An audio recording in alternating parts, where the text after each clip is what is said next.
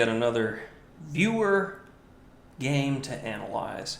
And this time we're going to be taking a look at a 10-minute plus 5-second increment game between two 1900 rated players on Lichess. I'm not sure what category that falls in. It might be Blitz. It might be Rapid.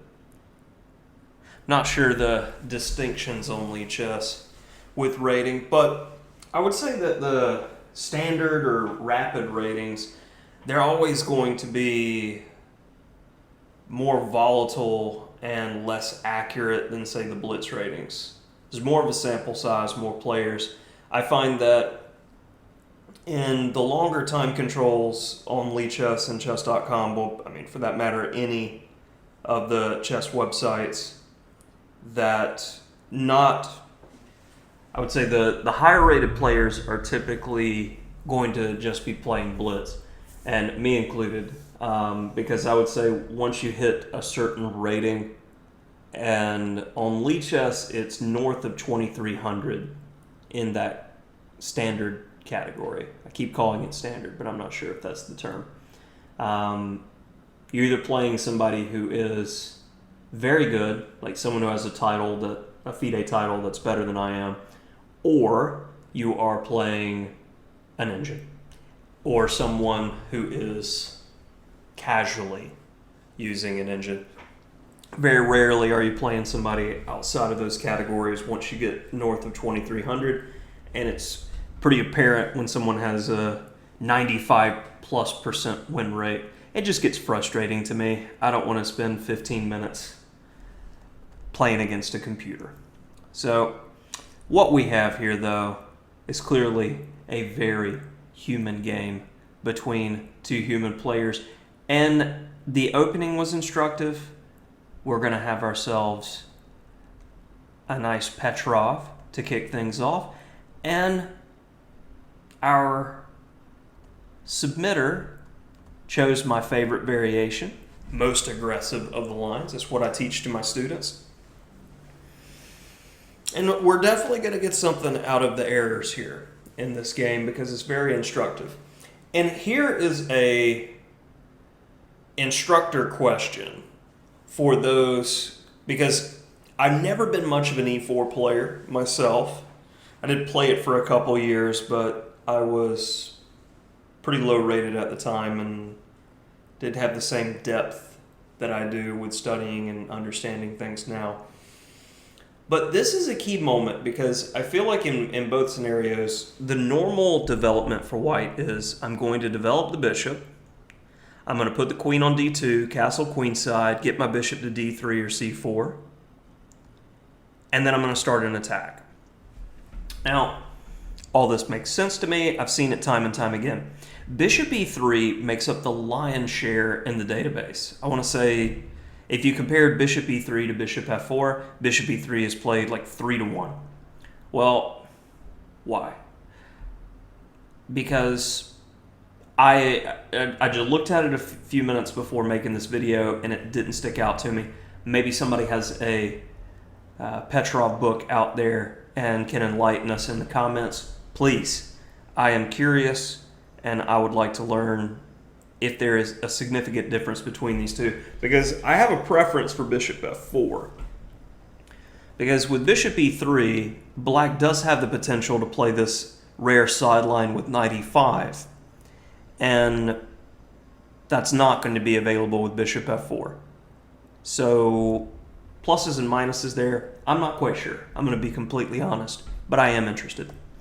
So let's go on. Knight c6, queen d2, and right here, I want to deviate from the main game to show a key idea and theme of development. And this comes from Linares in 2020 and is Navarra Huschenbeth. White played the main move, which is castles long. And as soon as queen d7 was played, which I also believe is the main move, knight g5. So white gets the bishop pair in hand. That's got to be worth something. And please keep in mind, this just traps your bishop. You don't want to grab that guy. h6 and b3, simple enough. White's got a devious plan in mind though. a6. Would you like to trade off your bishop pair? Absolutely not. And c4. And all this just seems reasonable, setting up some discoveries, so moves the queen. But here was the move that really impressed me. Normally white is playing to expand on the king side with his pawns because black castle's over there. Well, that didn't happen. But we can expand on the queen side, and this is rare. You don't get to see this very often. b4, queen c3. And white gets some excellent play by pressing over here on the queen side, and white went on to win this game. Again, that was Navarra Huschenbeth Linares 2020. So I think this is a very, very good example game of what you're looking to accomplish with white, getting the bishop pair and pressing. Some definite creativity with that b4 idea. So back to our main game. I show the main line and what I think should happen because we go a little bit off the road here with bishop d3. It's natural enough, but already theory's starting to turn away. So queen d7, I would still expect castle queenside here, but castle's kingside took place. Now it should be dead equal. And this is one of those situations to where white has the doubled c pawns early and no dynamic compensation for it. So though white still has the first move edge according to the engine, I would actually prefer black here due to the superior pawn structure.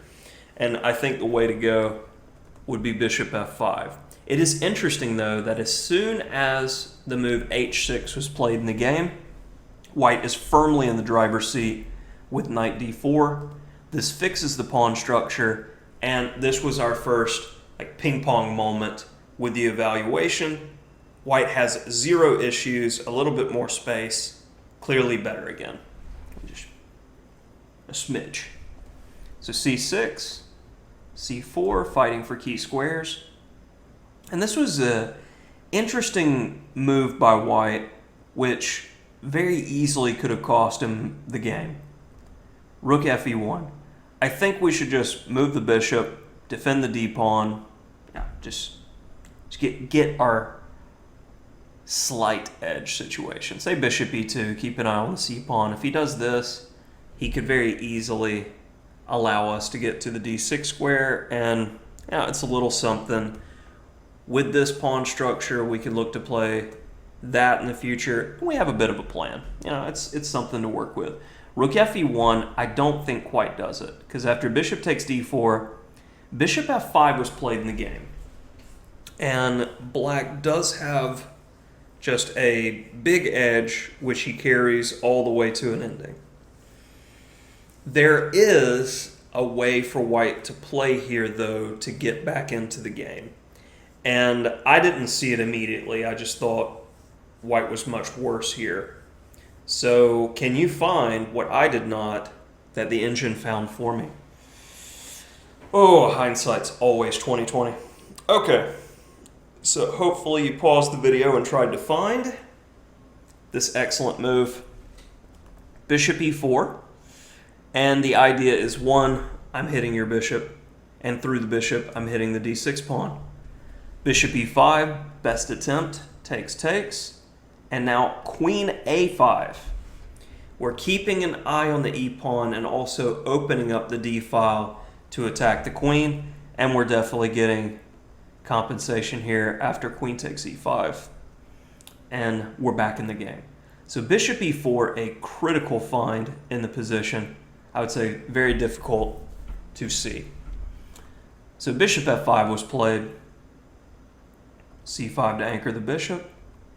And here, this is a completely winning position for black. Black should very much grab the pawn, and I don't see white getting anything in the future here. You can't even go after the weak d pawn because I can come back to d4. So should be Pretty straightforward win with good technique. Rook h8 was played, and give me the opportunity to defend the pawn, I'm going to defend it. g5 makes some sense. And this is an interesting position because white is definitely losing here. And I was debating on what best technique here is for black. You know, it often feels good to get rid of backwards pawns. Like, the move that was played in the game was d5.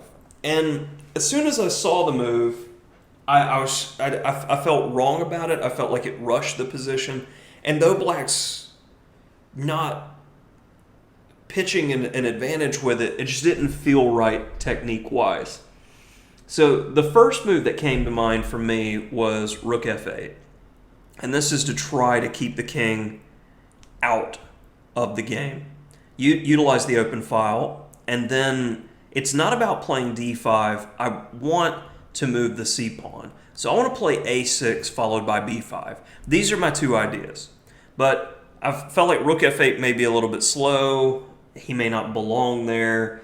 If he plays a4, I'm probably going to have to move the rook to b8 anyway, and then his king gets in. So a6 straight away was my idea, and after king f2, b5. And one way or another, I'm getting excellent play here. If you take, I get two things that I want: an open file and a target to work with, and the ability to press, get a pass pawn, and continue to work the position.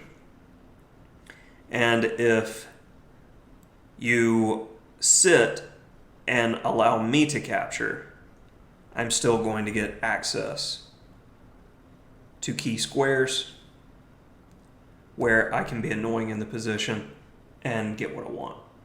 So I felt this was a critical moment. And here after captures, this is probably the most significant moment in the game for white. White is definitely worse, but is not completely losing yet. There are counter chances. And we have this expression, never trade off your last rook.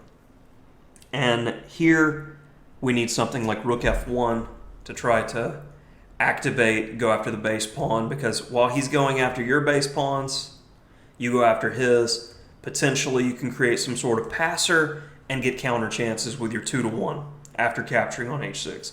This is the only chance white has. I do feel that black should be faster, and it's probably a technical win still, but you've got to get counter chances. Rook takes d5. This should be a trivial win studying king and pawn endgames, but as we'll see, even 1900 rapid rated players can struggle with endings, and it happens to the best of us, no worries. King f2, king e4, good placement of the black king. Now right here, let's take stock. Say you're playing black in the position. These pawns stop these. They're not going anywhere. My king's stopping this one. Where is my counterplay? In endings, we want pass pawns. So very simply ask the question, where's my pass pawn? How am I going to generate it? And how am I going to win this game? So we've got a 3-2 on the queen side. So with b5, we're going to be able to create a pass pawn. But from our placement, I mean, I'm going to stop a4. I can even start with a6. But I like b5 immediately.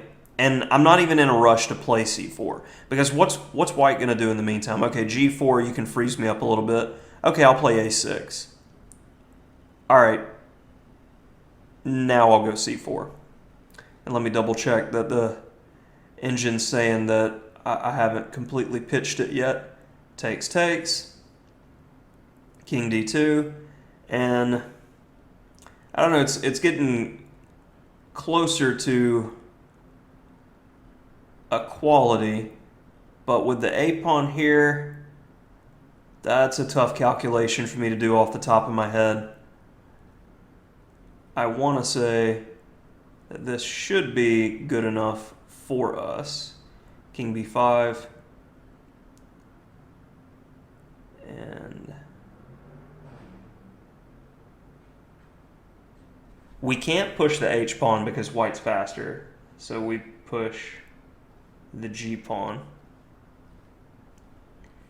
And it looks like this is going to be a draw, but depending upon the time controls, a pawn is a pawn still. So maybe I'm misevaluating this. Felt like it should be a win with the extra pawn. I don't know. I wouldn't trade off the rook anyway, though. King e2. a6 was played, and this is starting to feel iffy. g4, good move. b6. And on h3, black still has equality with b5. And after a4, it's a for instance that we just need to dance and get the opposition. a5 is a critical move by white. You pretty much try anything else, you lose there. King d2. And I wanted to emphasize, if you play c4 at any point in time now, the difference is the a-pawn was on a2 in our previous variation we just looked at versus a5. White's going to be able to queen so much faster. And it's just not even a race. So these things make a difference. And after a5, black is actually dead lost. So see if you can figure out what's going on here with white. What is best play? Go. All right, hopefully you paused your video and a4 to freeze the pawns come to mind, because now the 2 freezes the 3. Black can't make any progress.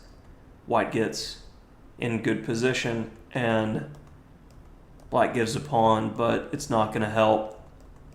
And these things happen. Blunders happen in games, and I mean it's instructive because, like, as you can see, I honestly still don't know what's going on, and just glancing at the position, lots of calculation and efforts required in endgames. So study them. And yeah, definitely in the comments, give me something with the difference between bishop f4 and bishop e3 if you know, because that's interesting to me. I never thought about that until I started analyzing this, and it stuck out. Hopefully you're enjoying the viewer game analysis.